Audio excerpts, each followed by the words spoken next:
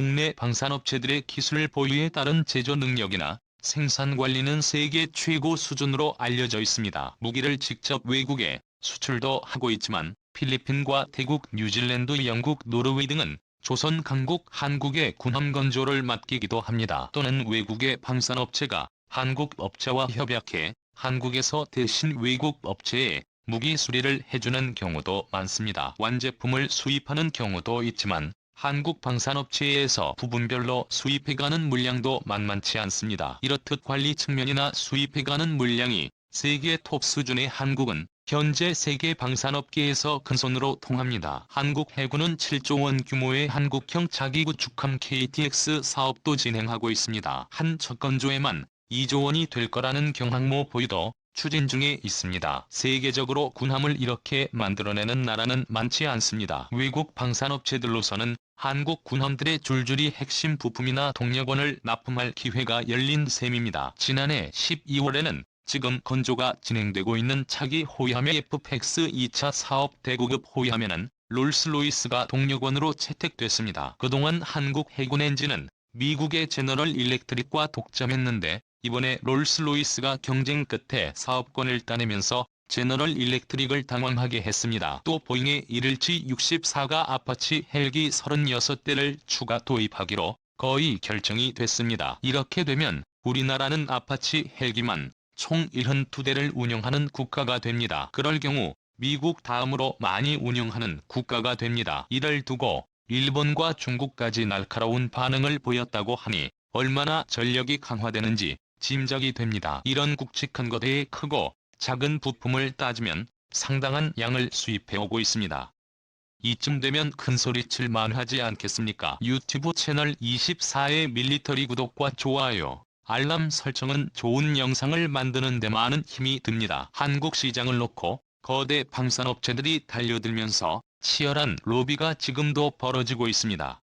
그런데 말이죠. 사실 큰 돈 주고 이렇게 무기는 사면서도 큰소리 못 치는 경우가 생각보다 많습니다. 그래서 결론부터 말씀드린다면 어떻게 해서라도 국산화를 더욱 크게 진행해야 한다는 겁니다. 아시다시피 7조 원이 넘는 돈을 로키드 마틴에 갖다 주면서 기술 이전 약속을 일방적으로 뒤집히는 수로를 당하면서도 항의조차 제대로 못한 늘도 못되고 봉이 됐다는 비판이 터져나왔습니다. 국산 경공격기 F-50은 아르헨티나 수출이 추진되고 있습니다. 그런데 여기에 비상탈출 좌석을 공급한 영국이 제동을 걸었습니다. 포틀랜드를 놓고 전쟁을 벌인 나라에 자국 장비가 들어가는 걸 허락할 수 없다는 겁니다. 내 돈 주고 사와서 내가 만드는 비행기에 달았는데 전체 가격에서 비중이 적은 부품 몇 개 때문에 수출 사업 전체가 어려움을 겪는 겁니다. 이 사례들을 두고 우리가 협상을 잘못했다고 단언할 수 있겠습니까?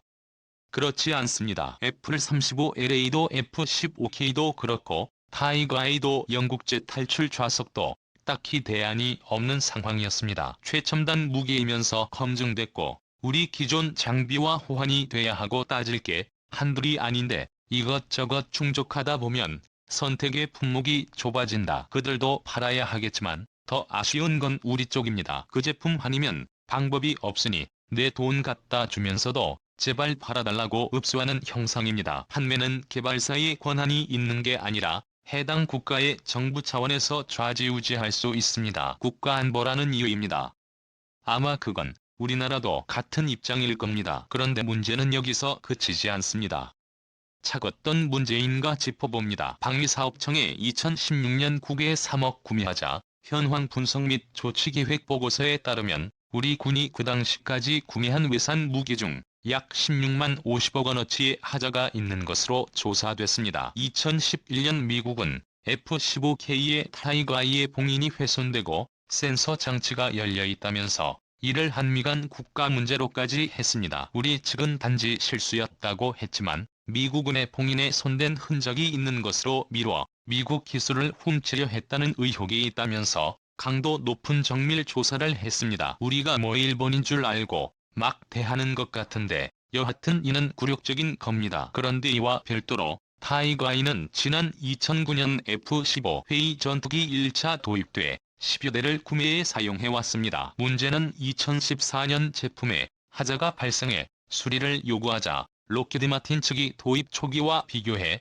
무려 6배나 오른 부품 가격을 요구했습니다. 타이거아이의 생산이 이미 중단돼 우리 군만을 위해 별도로 부품을 생산해야 하기 때문에 가격을 올릴 수밖에 없다는 입장을 내세웠습니다. 록히드 마틴은 정부의 항의에도 부품 가격 인상분을 내라고 하면서 고장 5건 10억 원을 장기간 방치했습니다. 이게 부품이 없다는 게 말이 안 되는 건 미국에서도 아직 운영하고 있고 겨우 10년 지난 제품이 단종되면서 운용 부품이 없다는 것은 있을 수 없다는 게 방산업체의 설명입니다.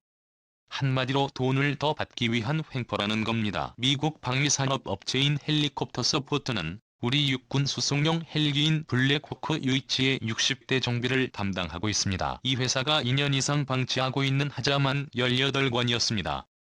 액수로는 약 2억 2천만 원 규모입니다. 우리 공군의 조기 경보 시스템을 납품한 보잉사는 17건 200여 건에 대한 하자 보수를 2년 넘게 외면하고 있습니다. 불량 무기를 우리 정부에 판매하고도 1년 이상이나 하자 보수를 미루고 있는 해외 방위산업체가 114곳에 달하는 것으로 2016년 보고서에 나타나 있습니다. 이 중에는 2년 이상 모라세로 일관하고 있는 업체도 47곳이나 됐습니다. 불량 무기를 납품하고도 남을 날라야 하는 해외 방위산업체의 행태는 단순히 금전적 피해뿐 아니라 우리 군의 전력 운용까지 위협하게 됩니다. 그러나 군 당국이 수입하는 외산 무기 중 상당수는 다른 제품으로 대체 불가능한 경우가 대부분입니다. 이런 식으로 하자보수 지연 등 해외 방산업체의 갑질을 고스란히 노출되어 있습니다. 방사청의 2016년 보고서에 따르면 해외 방산업체가 납품한 불량 무기 중 문제를 해결하지 못한 하자 건수는